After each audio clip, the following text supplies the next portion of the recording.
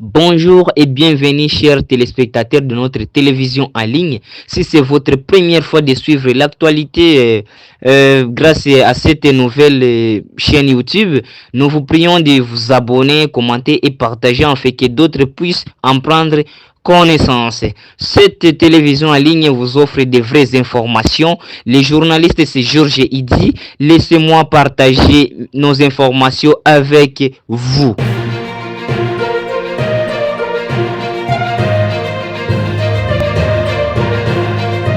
Ce mercredi 16 juillet 2025, des violents combats ont éclaté tôt ce matin dans les territoires du Kabare au Sud Kivu, ravivant les craintes d'une avancée des rebelles du M23 vers la capitale provinciale Bukavu. Les affrontements se sont concentrés dans les localités de Chibumbiro, au sein du groupement de Mudaka, et à Kadjedje, situé à environ 17 km au nord de la ville de Bukavu.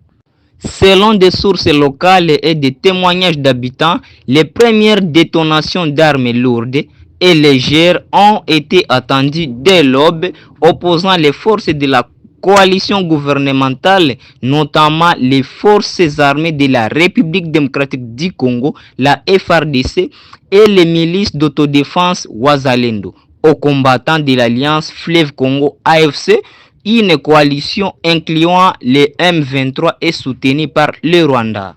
Ces nouveaux heurts s'inscrivent dans un contexte de dégradation sécuritaire persistante dans la région. La nuit du mardi 15 au mercredi 16 juillet a été qualifiée de nuit de terreur par les résidents de Bukavu et de la localité voisine de Nyantende, également dans les territoires du Kabare, en raison d'une insécurité croissante. Parallèlement, un calme précaire serait revenu à Musigiko, une autre localité du Kabare, après les violents affrontements entre les Wazalendo et les M23 les jours précédents.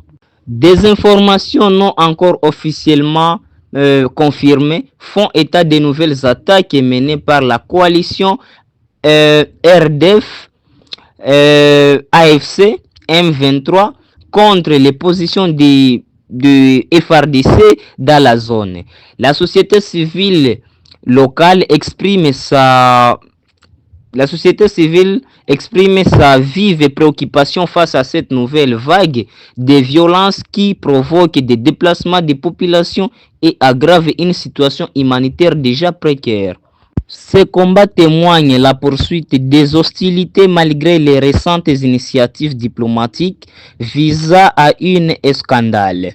La progression des rebelles dans les territoires du Kabare est perçue comme une menace stratégique directe pour Bukavu, une ville qui avait été brièvement occupée par le M23 lors de sa première grande offensive en 2012.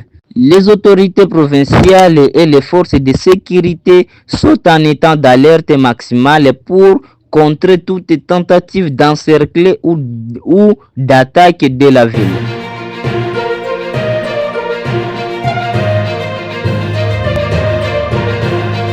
Les affrontements signalés entre groupes armés dans les hauts plateaux de Fizi au Sud Kivu, des combats d'une rare violence opposeraient depuis les premières heures du mardi 15 juillet 2025, des groupes armés locaux et étrangers dans les plateaux du territoire de Fizi au Sud Kivu, dans l'est de la République démocratique du Congo.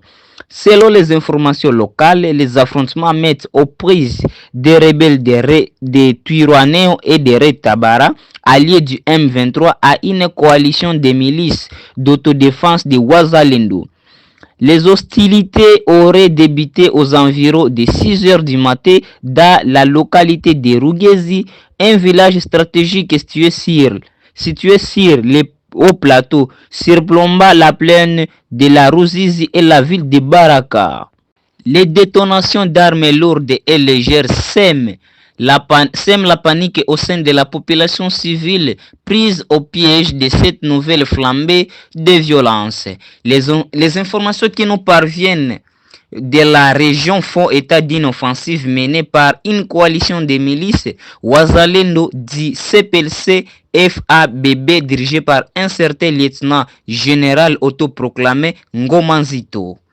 Cette coalition tenterait de déloger les combattants de Twirwaneho, un groupe armé composé majoritairement de Banyamulenge et leurs alliés burundais de Red Tabara et les rebelles du AFC M23 de leur bastion dans les hauts plateaux. Un contexte de tension persistante, cette nouvelle scandale de violence s'inscrit dans un contexte de tensions sécuritaires persistantes dans la province du Sud Kivu et plus particulièrement dans les territoires de Fizi, Uvira et Mwenga. La région est le théâtre de conflits complexes et multiformes alimentés par des rivalités foncières, communautaires et le contrôle des ressources naturelles. La présence de nombreux groupes armés locaux et étrangers aux allégeances mouvantes rend la situation particulière volatile. Ces derniers mois, des rapports ont fait état d'une alliance de circonstances entre les M23 qui a étendu son influence depuis le Nord Kivu et les groupes armés locaux du Sud Kivu, notamment les Twirwaneho. Cette coalition fait face aux forces loyalistes composées de l'armée congolaise FARDC et les diverses milices d'autodéfense regroupées sous la bannière d'Ino Wazalendo qui signifie en Kiswahili patriote. Les villages de Rugezi et ses environs ont déjà été le théâtre de violents affrontements par le passé. En mai 2025, des combats similaires avaient opposé les Twirwaneho au Wazalendo, provoquant le déplacement massif des populations. Le contrôle de cette zone est stratégique car il permet de dominer les voies de communication entre les hauts et les bas plateaux de Fizi.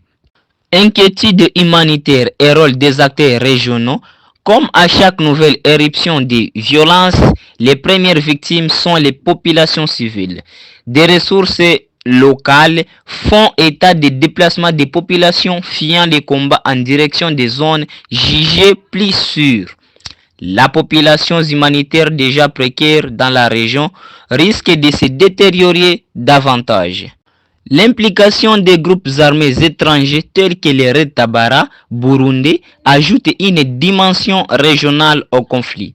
La frontière de la République démocratique du Congo et le Burundi est poreuse et sert de base arrière plusieurs mouvements rebelles de deux pays.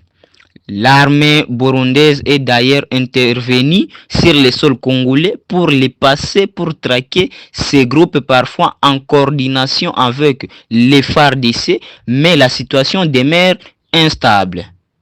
À l'heure actuelle, aucun bilan officiel de ces affrontements n'est disponible. Les communications avec la zone de combat sont difficiles, rendant la vérification des informations particulièrement ardue. L'essor des civils piégés par les combats demeure la principale préoccupation.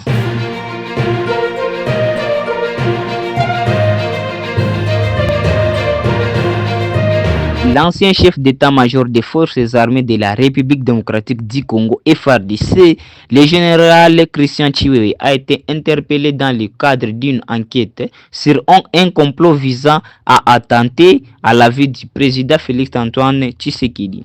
Selon les sources au sein de l'Union pour la démocratie et le progrès social, les partis présidentiels, le général Chiwewe n'aurait pas nié les acquisitions portées contre lui.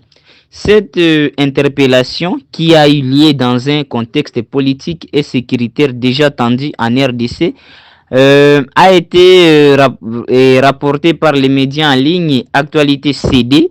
L'information a rapidement circulé, suscitant de vives réactions à travers le pays.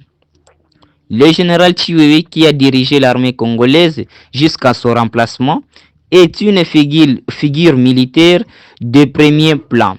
Sa mise en cause dans une affaire d'une telle gravité soulève de nombreuses interrogations sur les allégeances au sein de l'appareil sécuritaire et l'élite du pouvoir au sommet de l'État. Selon les informations divulguées, le complot aurait visé à l'élimination physique du chef de l'État. Et un cadre de l'IDPS a confirmé que lors de son interrogatoire, Christian Chiwewe n'aurait pas réfuté les faits qui lui sont reprochés. Cette déclaration du parti présidentiel pèse lourdement sur le général. Bien qu'aucune confirmation officielle de ses aveux ou de son silence n'ait été communiquée par les autorités judiciaires. À ce stade, les détails précis du complot présumé et les preuves matérielles qui auraient conduit à l'arrestation du général Chiwewe n'auraient pas été rendus publics. Le gouvernement et l'état-major de l'armée n'auraient pas encore fait de déclarations officielles concernant cette affaire.